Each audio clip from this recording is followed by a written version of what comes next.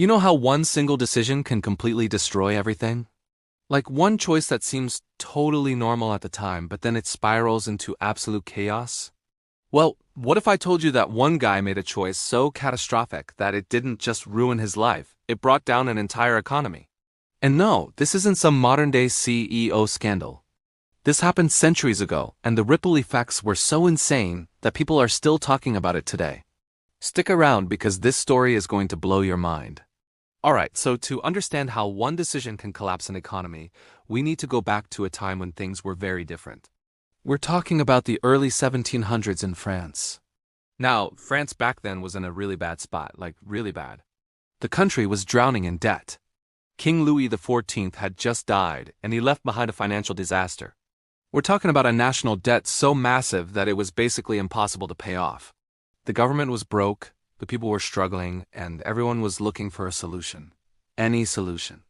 Now enter this guy named John Law. John Law was a Scottish economist, and he had this wild idea. He believed that paper money could solve everything. At the time, most economies ran on gold and silver coins. Heavy, physical money. But John Law thought, why do we need all that heavy metal? Why can't we just use paper? Paper is lighter, easier to move around, and you can print as much as you need. Sounds great, right? Well, hold on, because this is where things start to go sideways. John Law wasn't just some random guy with a theory. He was a gambler. Literally, before he became an economist, he was known for gambling. He was so into gambling that he actually killed a man and a jewel over a woman and had to flee England. Yeah, this is the guy who's about to reshape an entire economy. So he ends up in France, and he starts pitching his ideas to the government. And surprisingly, they listen. The French government was desperate. They needed a miracle, and John Law was offering one. He said, let me set up a bank. Let me issue paper money backed by the wealth of France. And not just any wealth, but the wealth of the Louisiana Territory in America. Now, the Louisiana Territory was this massive piece of land that France controlled. We're talking about a huge chunk of what is now the United States. And John Law said, this land is full of resources. Gold, silver, all kinds of riches. If we back our paper money with the value of this land, we can print money, pay off our debts, and everyone will be rich. The French government loved this idea. They were so desperate that they gave John Law permission to create the Banque Generale in 1716. This was a private bank, but it had the backing of the French government. And John Law started issuing paper money. At first, people were skeptical. Paper money? Really? But John Law was a smooth talker. He convinced people that this paper was as good as gold, and slowly people started to believe him. But here's where John Law made his big move. He didn't just want to run a bank. He wanted to control everything. So in 1717, he got the French government to give him control of the Mississippi Company. This company was supposed to develop the Louisiana Territory. They were going to send settlers over there, mine for gold, build infrastructure, and turn this land into a gold mine, literally. John Law started selling shares in the Mississippi Company, and he marketed it like crazy. He told people, if you invest in this company, you're going to get rich. The Louisiana Territory is full of untapped wealth, gold, silver, precious resources. This is the opportunity of a lifetime, and people bought into it. They really bought into it. The shares of the Mississippi Company started flying off the shelves. Everyone wanted a piece of the action. Rich people, poor people, everyone was investing. The price of the shares kept going up and up and up. People were taking out loans just to buy more shares. They were selling their homes, their land, their possessions, all to invest in the Mississippi Company. It was a frenzy. People thought they were going to be millionaires. And John Law? He was loving it. He was now one of the most powerful men in France. He wasn't just running a bank and a company, he basically controlled the entire French economy. The government had given him so much power that he could print money whenever he wanted. And he did. He printed more and more paper money to keep the economy going. And for a while it worked. France seemed to be recovering. People were spending money, the economy was booming, and everyone was happy. But here's the thing, none of it was real. The Louisiana Territory wasn't full of gold and silver. It was mostly just swamps and forests. There were no massive riches waiting to be discovered. John Law had oversold the whole thing. He had created this massive bubble based on nothing but hype and speculation, and bubbles always burst. People started to realize that something was off. The settlers who went to the Louisiana Territory came back with stories of hardship and disappointment. There was no gold. There were no riches. It was just a harsh, undeveloped land. And when word got back to France, people started to panic. Investors started to doubt the Mississippi Company. They started asking questions. Where are the profits? Where is the gold? And John Law didn't have good answers. He tried to keep the hype going. He tried to convince people that the riches were still out there, that they just needed. But people weren't buying it anymore. And then people started selling their shares. At first, it was just a few people. But then more and more people started selling. And when everyone tries to sell at the same time, the price crashes. The shares of the Mississippi Company, which had been worth a fortune, suddenly became almost worthless. People who had invested everything lost it all. Families were ruined. Businesses collapsed. It was a complete disaster. But it didn't stop there. Remember, John Law had been printing paper money like crazy. And that paper money was supposed to be backed by the value of the Mississippi Company. But now the company was worthless. So what did that mean for the paper money? It meant it was worthless too. People started demanding to exchange their paper money for gold and silver coins. They didn't trust the paper anymore. They wanted real, physical money. But the bank didn't have enough gold and silver to give everyone. John Law had printed way more paper money than there was actual wealth to back it up. The bank was broke. The French government tried to step in. They tried to stabilize the situation, but it was too late. The damage was done. The economy was in free fall. People had lost their savings. Businesses were closing. Unemployment was skyrocketing. It was chaos, and John Law? He fled France. He packed up and left, leaving behind the mess he had created. He spent the rest of his life wandering around Europe, never really settling down. He died in poverty in Venice in 1729. The man who had once controlled an entire economy ended up with nothing. But the effects of his decision lasted much longer. The collapse of the Mississippi Company and the Banque Generale is known as the Mississippi Bubble, and it's considered one of the first major economic bubbles in history. It showed the dangers of speculation, of creating value out of nothing, and of giving too much power to one person. The French economy took years to recover. The people lost faith in paper money.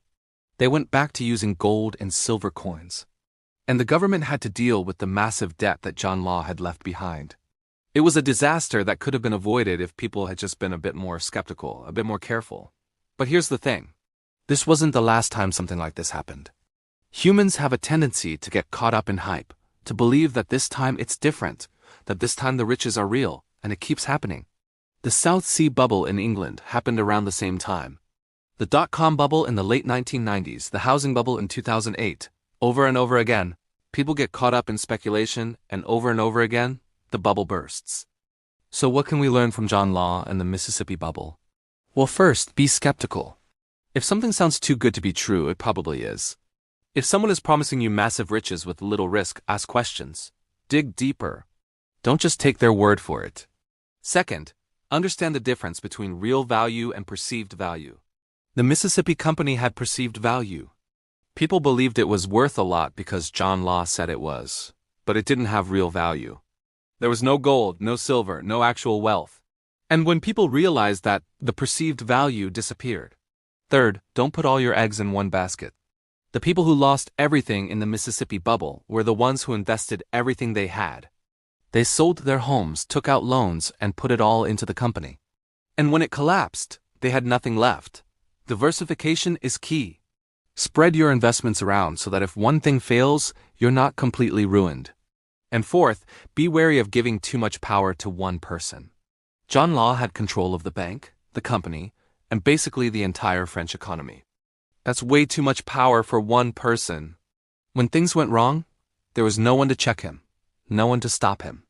Power needs to be balanced and distributed. But let's dig a bit deeper into why this happened in the first place.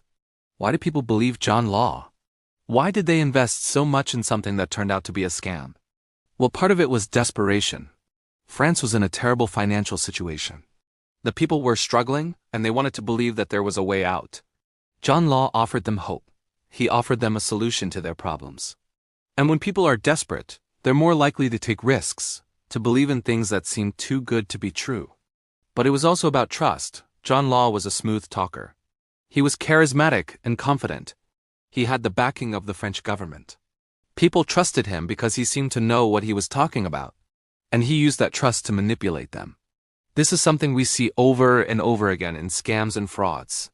The person running the scam is usually very charming and convincing. They build trust. They make people believe in them, and then they take advantage of that trust. It's a pattern that's been repeated throughout history. Another factor was the herd mentality. When people saw others investing in the Mississippi Company and making money, they wanted in too. They didn't want to miss out. This is called FOMO, or fear of missing out. And it's a powerful motivator. People saw their neighbors getting rich and they thought, if they can do it, so can I, so they invested, even if they didn't fully understand what they were investing in. And this is another lesson. Don't invest in something just because everyone else is doing it. Do your own research. Understand what you're getting into. Just because something is popular doesn't mean it's a good investment. Now, let's talk about the role of the government in all of this. The French government gave John Law a lot of power. They let him create a bank, issue paper money, and control the Mississippi Company. They did this because they were desperate. They needed a solution to their financial problems, and John Law seemed to have one. But by giving him so much power, they created a situation where he could manipulate the economy for his own benefit. And when things went wrong, the government was partly to blame. They had enabled him. They had given him the tools to create this disaster. This is a reminder that governments need to be careful about who they give power to. They need to have checks and balances in place to prevent any one person from having too much control. And they need to be transparent and accountable to the people. The Mississippi Bubble also highlights the dangers of paper money. At the time, paper money was a new concept. People were used to gold and silver coins, which had intrinsic value.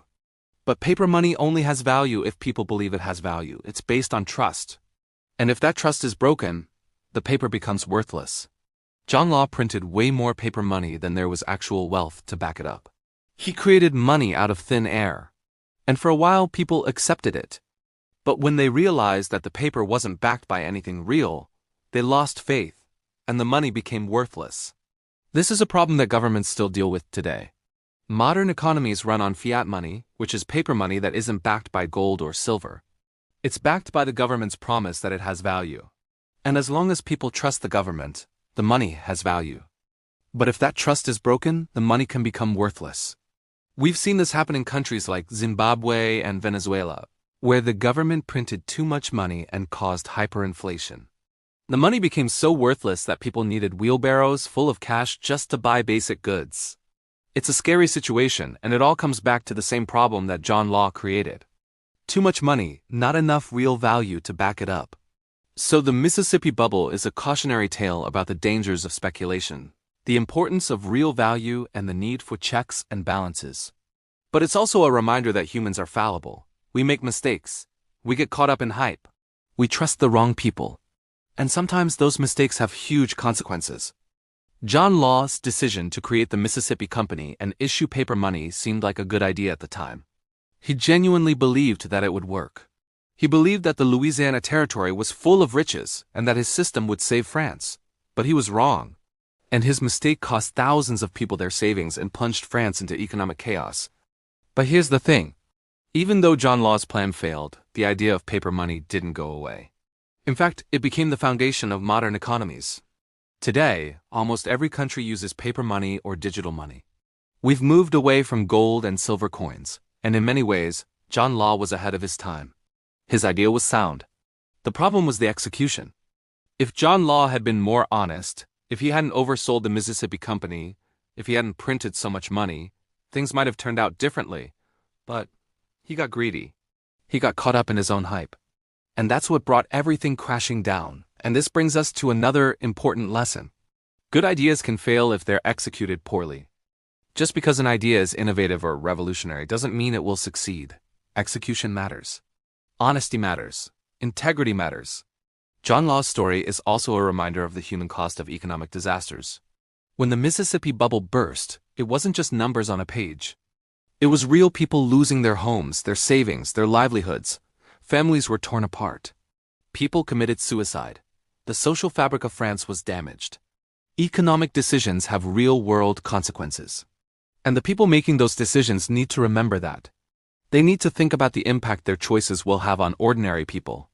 Because when things go wrong, it's not the wealthy and powerful who suffer the most.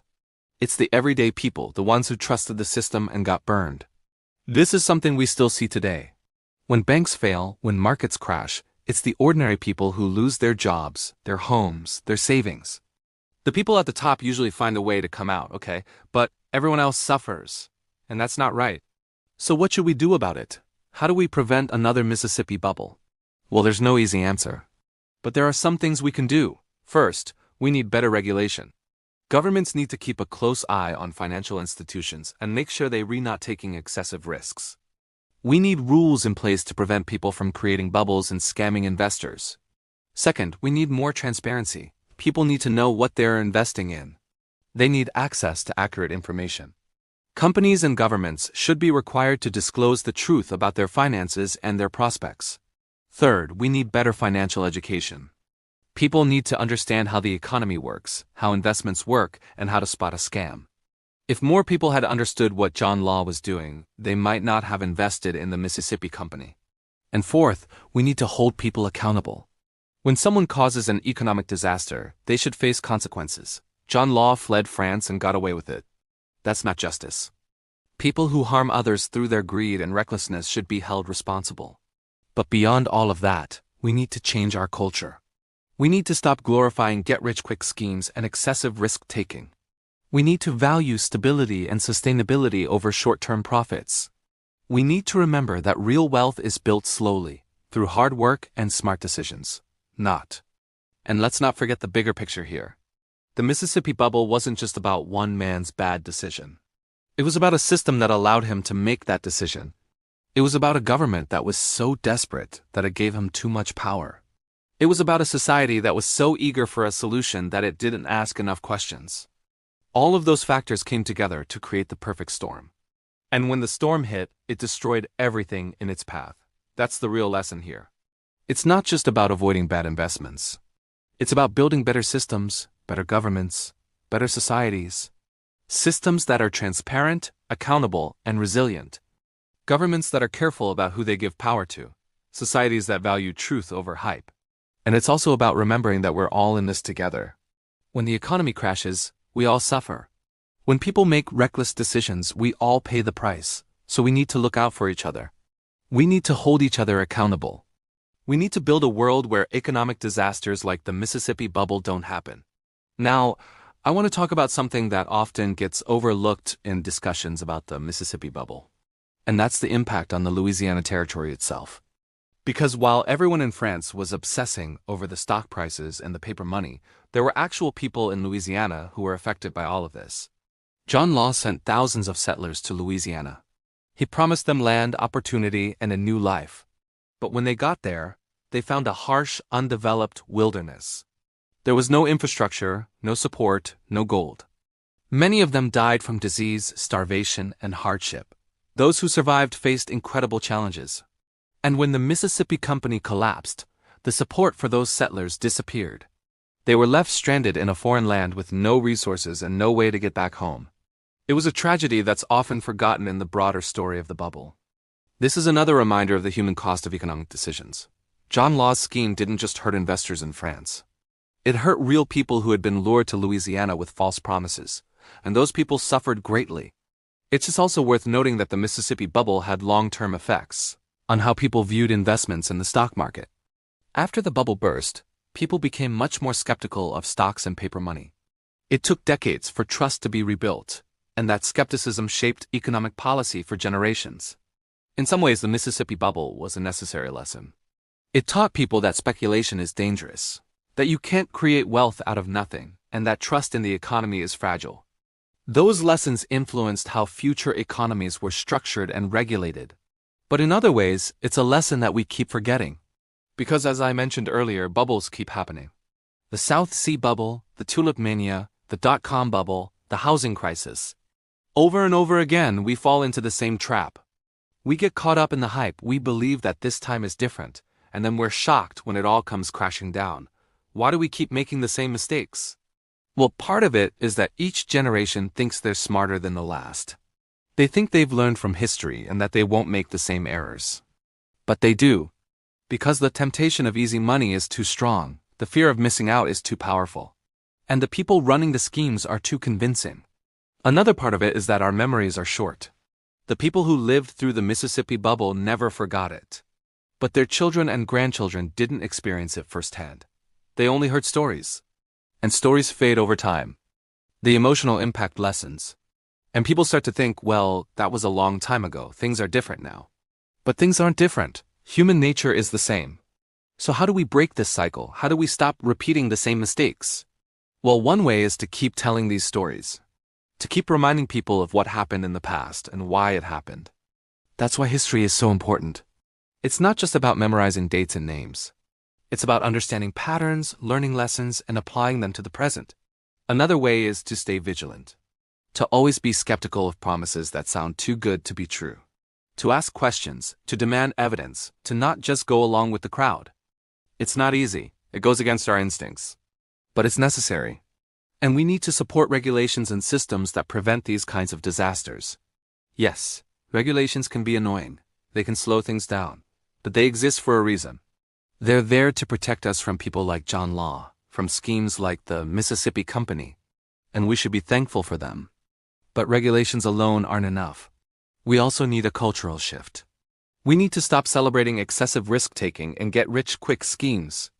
We need to value stability, sustainability, and long-term thinking. We need to reward people who build real value, not people who create hype. And we need to be more compassionate. When economic disasters happen, we need to support the people who are affected. We need to help them rebuild. We need to make sure they don't fall through the cracks. Because blaming the victims doesn't help anyone. Yes, some people made bad decisions. But many people were simply trying to make a better life for themselves and their families. And they deserve our support, not our judgment. Now, I want to circle back to John Law himself. Because it's easy to paint him as a villain, as a con artist who knowingly scammed thousands of people. But the truth is more complicated than that. John Law genuinely believed in his ideas. He believed that paper money could revolutionize the economy. He believed that the Louisiana Territory was full of riches. He wasn't trying to scam people. He was trying to save France. The problem was that he was wrong. And he was too arrogant to admit it. He got caught up in his own success.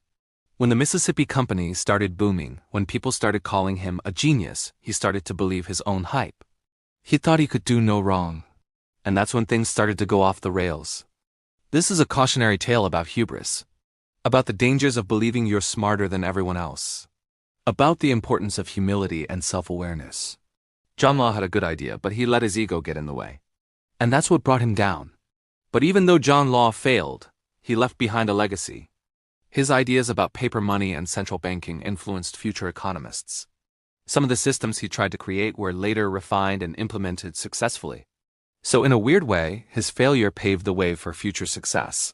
That doesn't excuse what he did. It doesn't make up for the people who lost everything because of him. But it does show that even failures can have value. They can teach us what not to do. They can inspire others to find better solutions. And they can remind us that progress is often messy and complicated. So what's the takeaway from all of this? What's the one thing you should remember from the story of John Law and the Mississippi bubble? It's this: be careful who you trust. Be skeptical of grand promises. Do your own research. Don't get caught up in hype. And remember that real wealth is built slowly, through hard work and smart decisions, not through speculation and shortcuts. The Mississippi bubble was a disaster. But it was also a lesson. A lesson about the dangers of greed, the importance of truth, and the need for checks and balances. It's a lesson that we should never forget. Because as long as there are people willing to make big promises, there will be people willing to believe them. And as long as that's true, there will always be another bubble, another crash, another disaster.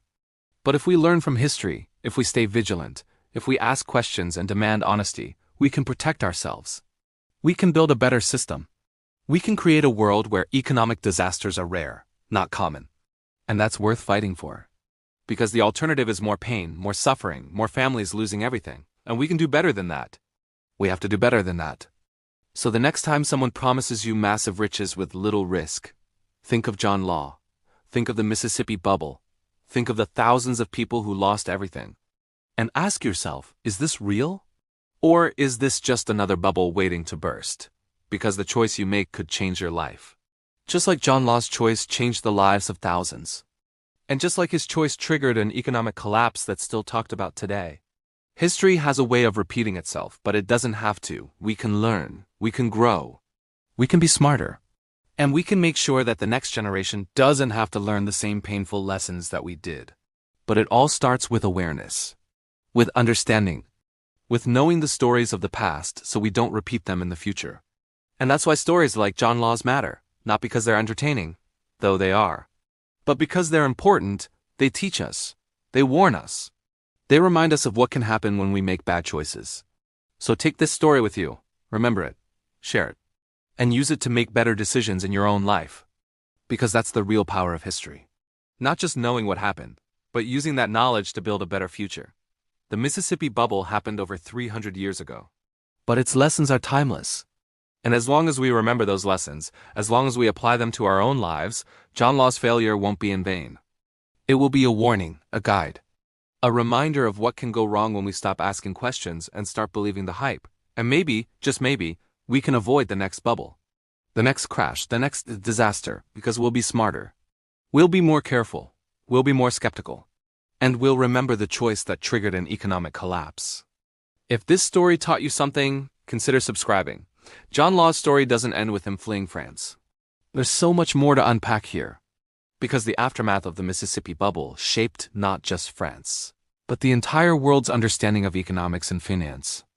And if we really want to understand how one choice can trigger an economic collapse, we need to look at every angle of this disaster. Let's talk about what happened to France after John Law left. The country was in ruins. Not just economically, but socially and politically too. People had lost faith in their government. They had lost faith in the financial system. They had lost faith in paper money. And that loss of faith had serious consequences. The French government tried to pick up the pieces. They brought in new advisors, new ministers, new plans. But none of it worked very well. The debt was still massive, the economy was still broken, and the people were still angry. This anger and resentment festered for decades.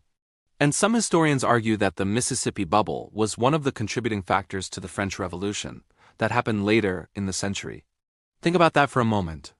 One man's bad decision, one economic scheme that went wrong, helped set the stage for one of the most violent and transformative revolutions in history. That's how powerful economic decisions can be. That's how far-reaching their consequences can be. The people who lost everything in the Mississippi Bubble didn't just shrug it off and move on. They remembered. They told their children and grandchildren about what happened. They passed down their distrust of the government and the financial system. And that distrust became part of French culture.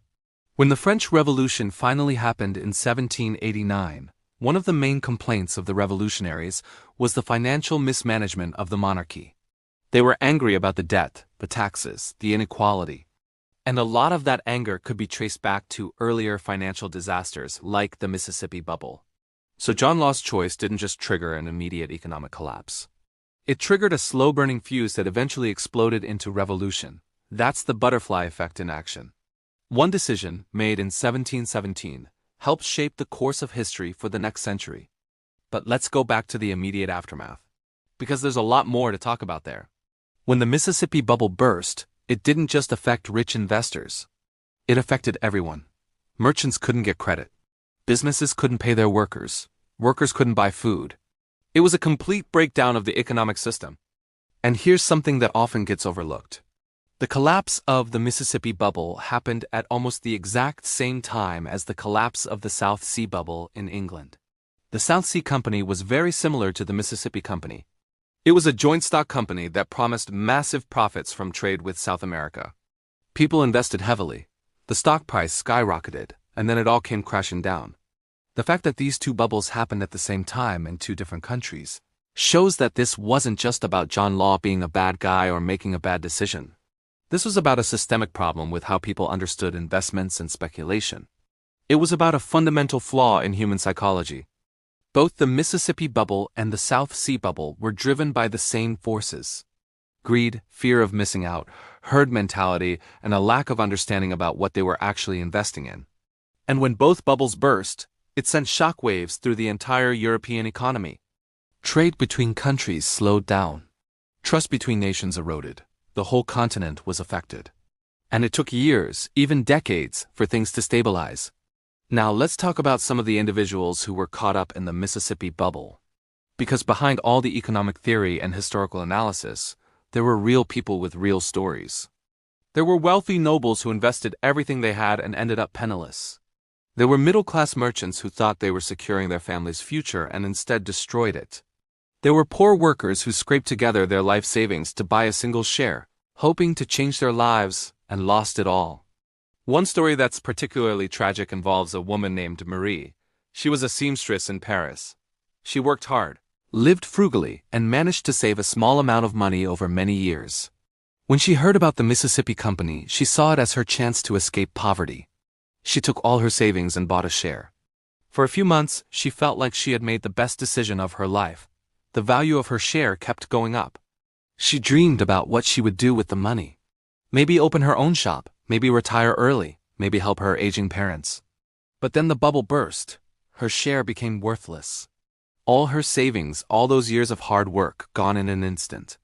She fell into depression. She couldn't work. She couldn't pay her rent. She ended up on the streets. And according to historical records, she died within a year, broken and destitute. That's just one story. But there were thousands like it. Thousands of lives destroyed because they believed in a promise that turned out to be a lie. And it wasn't just individuals. Entire businesses collapsed. Banks failed. Trade networks broke down. The ripple effects were enormous. Let's talk about the psychological impact of the Mississippi bubble. Because economic disasters don't just affect people's wallets.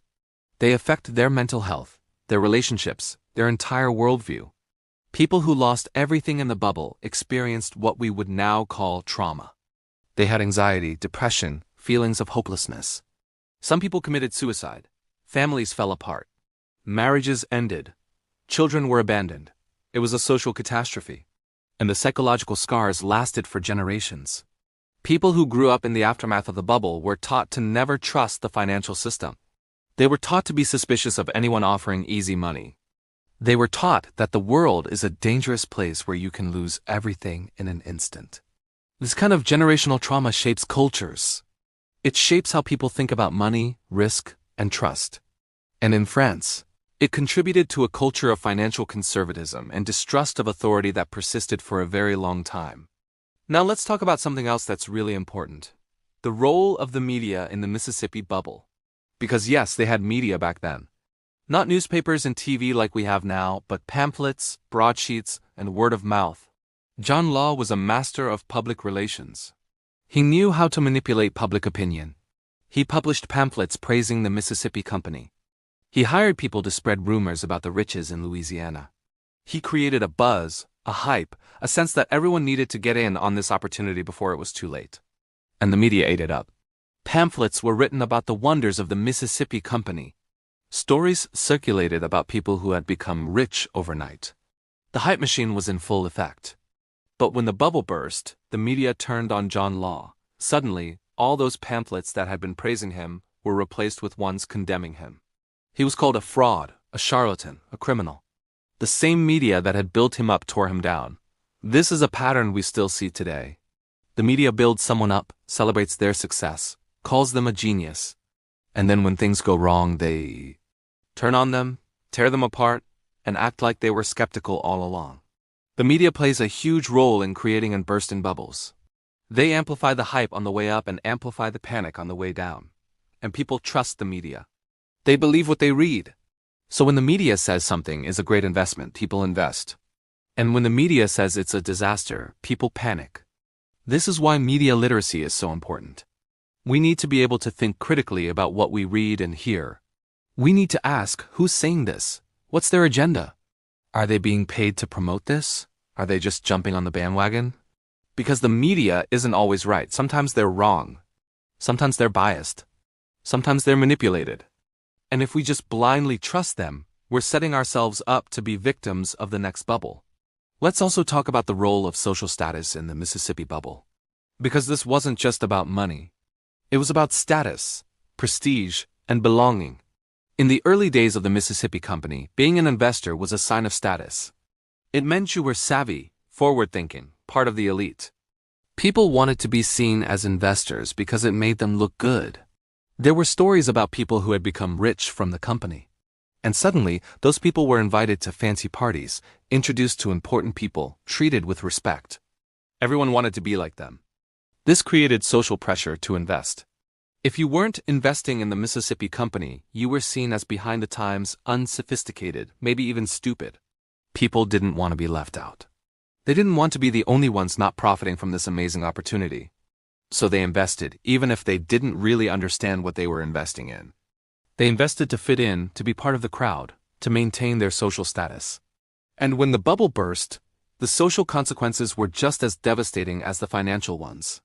People who had been at the top of society suddenly found themselves at the bottom. They were mocked, ridiculed, blamed. Their social networks collapsed. They were ostracized. This social dimension of economic bubbles is often overlooked, but it's crucial. Because people don't make financial decisions in a vacuum. They make them in a social context. They're influenced by what their friends are doing, what their neighbors are doing, what society expects of them. And if we want to prevent future bubbles, we need to address this social dimension. We need to create a culture where it's okay to be skeptical, where it's okay to not follow the crowd, where it's okay to say no to opportunities that seem too good to be true. Now, let's talk about John Law's innovations. Because despite the disaster, he did introduce some ideas that were ahead of their time. The concept of a central bank that issues paper money is now standard practice in almost every country. The idea that you don't need to carry around heavy gold and silver coins is now taken for granted. We use paper money, credit cards, digital payments. All of that traces back in some way to ideas that John Law was experimenting with. He also understood the concept of credit and how it could stimulate economic growth. He believed that by making credit more available, you could get more money flowing through the economy, which would create more business activity, more jobs, more wealth. He was right about that. Credit is essential to modern economies. But the problem was that he took it too far. He created too much credit, backed by too little real value, and that's what caused the collapse. So John Law's legacy is complicated. He was both a visionary and a cautionary tale. He had good ideas but executed them poorly. He understood economics but didn't understand human nature. He wanted to help but ended up hurting. This complexity is important to understand. Because it's easy to just say he was a bad guy and leave it at that. But the truth is more nuanced. He was a flawed human being who made mistakes. Big, catastrophic mistakes. But he also contributed ideas that shaped the future of finance. Let's also talk about the international implications of the Mississippi bubble. Because France wasn't operating in isolation. It was connected to other European countries through trade, diplomacy, and financial networks. When the bubble burst, it affected those connections. French merchants couldn't pay their debts to foreign suppliers. Foreign investors who had bought into French companies lost money. Trust between nations eroded. This had political consequences. Countries that had been allies became suspicious of each other. Trade agreements fell apart. Diplomatic relations suffered. And this is another reminder of how interconnected the world is. Even back in the 1700s, before the internet, before globalization as we know it today, countries were connected. And when one country had an economic crisis, it affected others. Today, we're even more interconnected. A financial crisis in one country can quickly spread to others. We saw this in 2008 with the global financial crisis. A housing bubble in the United States ended up affecting countries all over the world. This interconnectedness is both a blessing and a curse. It allows for trade, cooperation, and shared prosperity. But it also means that problems can spread quickly. And that's why international cooperation and regulation are so important. Now, let's talk about some of the warning signs that people missed before the Mississippi bubble burst. Because there were signs. There are always signs, but people chose to ignore them. One sign was that the stock price of the Mississippi Company was rising way too fast. It was going up faster than any reasonable calculation of the company's actual value would justify. But people saw the rising price as proof that it was a good investment. They thought, if the price is going up, there must be a good reason. But that's circular reasoning. The price was going up because people were buying. And people were buying because the price was going up. It was a self-fulfilling prophecy. But it couldn't last forever. Another warning sign was that there were no actual profits coming from Louisiana. The company wasn't sending back gold or silver or any valuable resources. The settlers weren't reporting success. But people ignored this because they were focused on the stock price, not the underlying reality. A third warning sign was that John Law was printing more and more paper money. The supply of money was increasing rapidly, but the actual wealth backing it wasn't increasing. This should have been a red flag. But people trusted John Law. They believed he knew what he was doing. These warning signs are similar to the signs we see before modern bubbles. Prices rising too fast. No real profits or value to justify the prices. Too much credit or money being created. And people ignoring the facts because they're caught up in the hype. If we learn to recognize these warning signs, we can protect ourselves. We can get out before the crash. Or better yet, we can avoid getting in the first place. But recognizing warning signs requires discipline. It requires going against the crowd. It requires being willing to miss out on potential gains in order to avoid potential losses. And that's hard. It goes against our instincts. Let's talk about another aspect of the Mississippi bubble that's often overlooked. The environmental and human cost in Louisiana itself. When John Law was promoting the Mississippi Company, he painted Louisiana as a paradise waiting to be exploited. He talked about gold mines, fertile land, abundant resources. He convinced the French government to send thousands of settlers there. But Louisiana in the early 1700s was nothing like the paradise he described. It was a harsh, swampy, disease-ridden wilderness. The climate was brutal. The soil was difficult to farm. There were no gold mines. The settlers who went there suffered greatly. Many died from diseases like yellow fever and malaria. Others died from starvation. The Native Americans who already lived there were displaced and often killed. The environment was damaged by poorly planned settlements, and all of this was for nothing. Because the whole enterprise was based on a lie. John Law had never been to Louisiana. He didn't know what it was actually like. He just made up stories about it to sell shares in his company. This is another form of cost that economic bubbles create. Environmental destruction. Human suffering. The displacement and death of indigenous peoples. These costs are often invisible in economic analyses. But they're real. And they matter. Today we still see this pattern. Companies make big promises about development projects. They talk about jobs and prosperity. But they downplay or ignore the environmental and social costs. And by the time people realize what's actually happening, the damage has been done. So when we evaluate economic opportunities, we need to think about more than just financial returns. We need to think about the full cost, the environmental cost, the social cost, the human cost. Because if we don't, we're just repeating the same mistakes that John Law made. Now let's talk about the aftermath for the investors who didn't lose everything. Because not everyone was wiped out by the Mississippi bubble. Some people got out early. Some people saw the warning signs and sold their shares before the crash. And some people were just lucky. These people, the ones who made money, or at least didn't lose everything, often faced a different kind of problem. Guilt. Survivor's guilt. They had profited or escaped while their friends, their neighbors, their family members had lost everything. They saw the suffering around them. They saw people they knew becoming homeless, destitute, desperate. And they felt guilty. Some of them tried to help. They gave money to those who had lost everything. They offered jobs or shelter. They tried to make amends. But others became targets of resentment and anger. People blamed them for profiting from the disaster. They were accused of being part of the scheme, of knowing it was going to collapse and not warning anyone. This social tension added to the chaos. Communities were torn apart not just by financial loss but by mistrust and resentment. And this is another aspect of economic disasters that we need to think about. They don't just create winners and losers. They create division. They create conflict. They damage the social fabric. Even people who come out okay financially can be affected emotionally and socially. The disaster changes how they see the world, how they relate to others, how they think about themselves. Let's also talk about the legal aftermath of the Mississippi bubble. Because there were attempts to hold people accountable. Some of John Law's associates were arrested and tried. Some were found guilty and punished. But John Law himself escaped. He fled before he could be arrested. The French government tried to track him down. They sent agents to other countries to find him. But he kept moving, always staying one step ahead. He lived in various cities across Europe, never settling down, always looking over his shoulder. He tried to rebuild his life. He tried to start new business ventures, but his reputation was ruined. No one wanted to work with him. No one trusted him. He died poor and alone, a shadow of the powerful man he had once been. But his escape left a bitter taste. The victims of the bubble felt that justice had not been served. The man most responsible for their suffering had gotten away, and that added to their anger and sense of betrayal. This question of accountability is crucial. When economic disasters happen, who should be held responsible?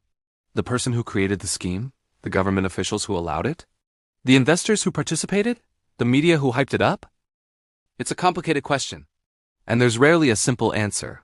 But what's clear is that when no one is held accountable, it creates a sense of injustice. And that injustice can fester and lead to even bigger problems down the line. In modern times, we've struggled with this same question. After the 2008 financial crisis, many people felt that the bankers and executives who caused the crisis weren't held accountable. A few people went to jail, but most didn't. The banks were bailed out, the executives kept their jobs and bonuses. And that created resentment. People felt that there was one set of rules for the wealthy and powerful, and another set for everyone else. That feeling contributed to political upheaval, protests, and a general sense of distrust in institutions. So accountability matters. It matters for justice. It matters for healing. And it matters for preventing future disasters.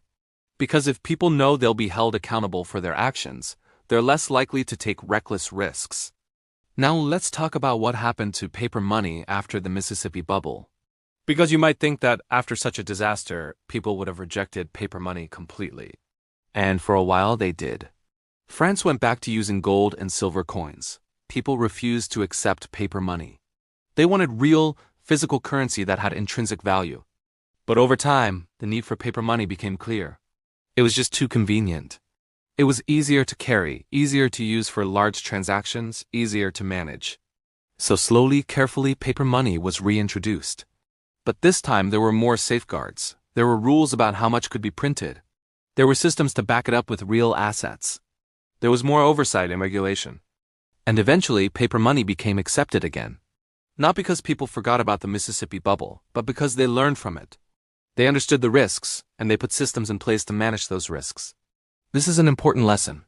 Just because something fails doesn't mean the idea itself is bad. It might just mean the execution was bad.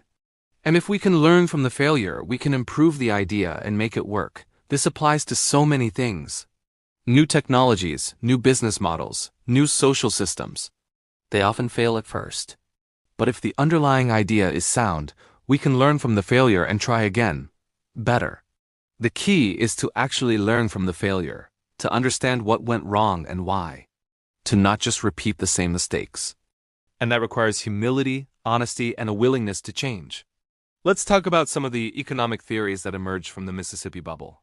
Because economists and thinkers of the time tried to understand what had happened and why. One theory was that the problem was speculation itself.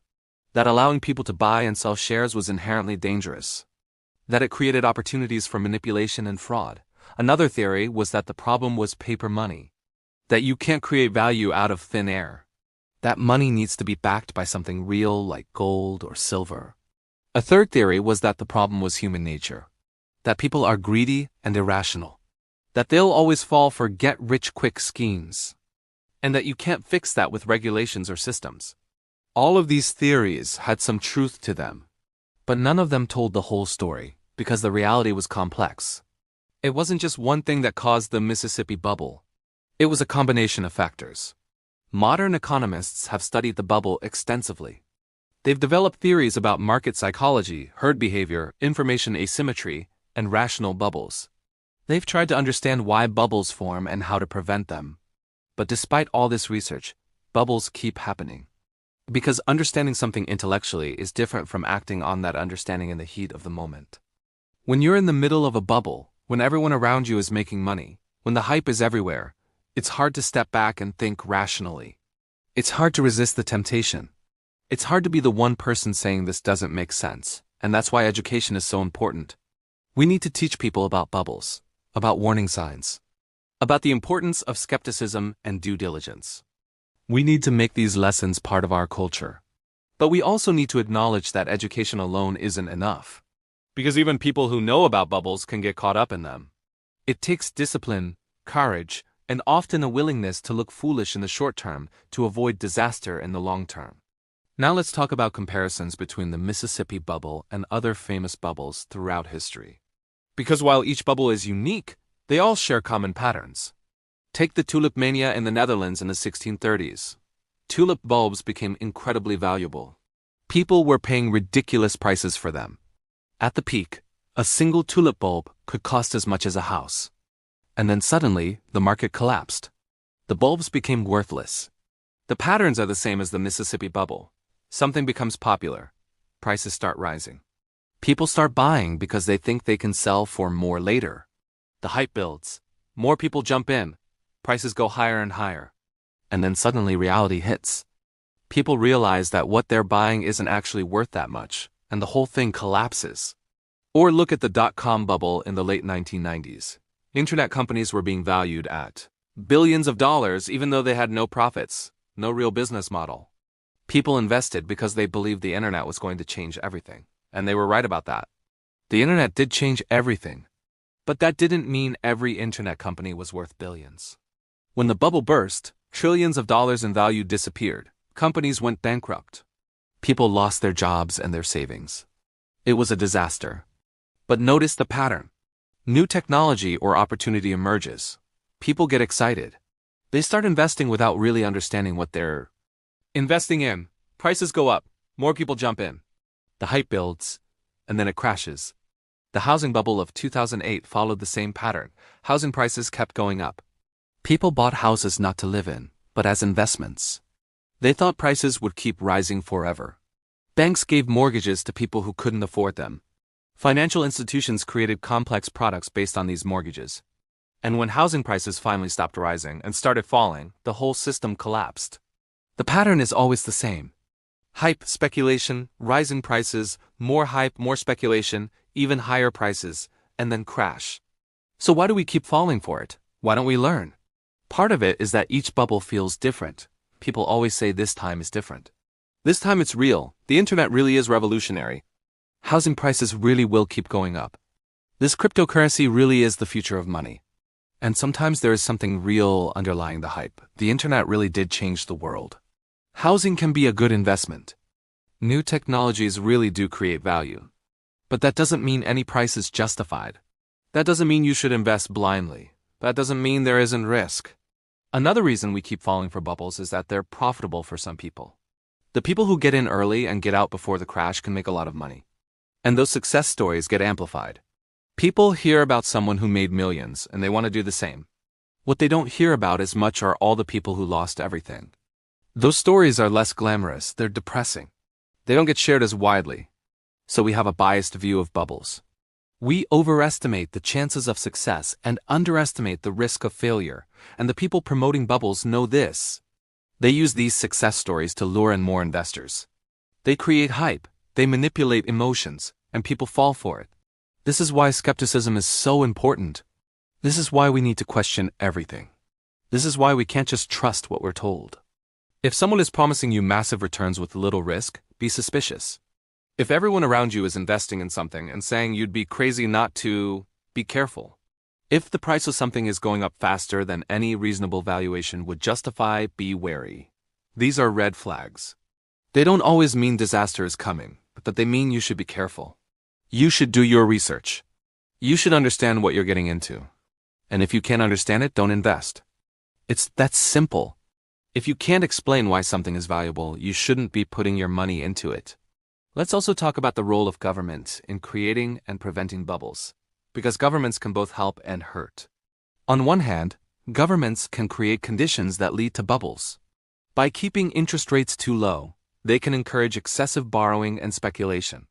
By failing to regulate financial markets, they can allow manipulation and fraud. By bailing out failed institutions, they can create moral hazard, where people take excessive risks because they know the government will save them if things go wrong. On the other hand, governments can prevent bubbles through smart regulation. By requiring transparency in financial markets, they can help investors make informed decisions. By limiting excessive leverage and risk-taking, they can prevent the buildup of dangerous imbalances. By enforcing rules against fraud and manipulation, they can protect people from scammers. The challenge is finding the right balance. Too much regulation can stifle innovation and growth. Too little can lead to disaster. In the case of the Mississippi bubble, the French government clearly didn't do enough. They gave John Law too much power. They didn't ask enough questions. They didn't verify his claims about Louisiana. They were so desperate for a solution that they didn't do their due diligence. And when things went wrong, they didn't act quickly enough. They didn't stop the printing of money. They didn't intervene in the market. They let things spiral out of control. Modern governments have learned some lessons from historical bubbles. We have central banks that manage the money supply. We have regulatory agencies that oversee financial markets. We have rules about disclosure and transparency. But we're still not perfect. Bubbles still form. Crashes still happen. And when they do, governments often struggle to respond effectively. The 2008 financial crisis is a good example. Governments around the world had to take extraordinary measures to prevent a complete economic collapse. They bailed out banks, bought toxic assets, injected money into the economy. And it worked in the sense that we didn't have another Great Depression. But it also created problems. It increased government debt. They rewarded the institutions that had caused the crisis. It created resentment among ordinary people who felt they were paying for mistakes made by wealthy bankers. So even when governments try to prevent or respond to bubbles, there are trade-offs and complications. There's no perfect solution. What's clear is that we need wise, competent leaders who understand economics and are willing to make tough decisions. We need institutions that are strong, independent, and focused on the public good. And we need citizens who are informed and engaged, who hold their leaders accountable. Now, let's return to the human element of all this. Because at the end of the day, economic bubbles aren't just about numbers and charts. They're about people, real people with hopes and dreams and fears. Think about what it must have been like to be an investor in the Mississippi Company. You've worked hard all your life. You've saved money. You're looking for a way to secure your future, to provide for your family, to maybe have a better life. And then you hear about this amazing opportunity. Everyone's talking about it. Your friends are investing. Your neighbors are getting rich. You read pamphlets about the wonders of Louisiana. You hear John Law speak and he's so confident, so convincing. You think, this is my chance. This is how I'm going to change my life. So you invest. Maybe you invest everything because you believe. You really, truly believe. And for a while it seems like you made the right choice. The value of your shares goes up. You feel smart. You feel lucky. You start making plans for what you'll do with the money. And then it all falls apart. In a matter of days or weeks, your shares become worthless. All your savings gone. Your dreams shattered. Your future uncertain. How do you cope with that? How do you deal with the realization that you've lost everything? That you've been fooled? That your trust was misplaced? Some people couldn't cope. They broke down mentally. They fell into depression. Some took their own lives. Others became bitter and angry. They blamed John Law, the government, their fellow investors. They spent the rest of their lives consumed by resentment. Still others tried to move on. They accepted their loss, picked themselves up, and started over. But they were changed. They were more cautious, more suspicious, less trusting. This emotional and psychological damage is real. It's just as real as the financial damage. And it lasts just as long, maybe longer. And this is something we need to remember when we talk about economic policies and financial markets. Behind every statistic, every percentage point, every dollar amount, there are human beings. And those human beings matter. When we make decisions about the economy, we need to think about the impact on people's lives. We need to consider not just the financial costs, but the human costs, the stress, the anxiety, the suffering. Because an economy isn't just a system for producing and distributing goods. It's a system that affects every aspect of people's lives. Their health, their relationships, their happiness. And if we forget that, if we just focus on abstract numbers and theories, we lose sight of what really matters. Subscribe for more incredible history stories.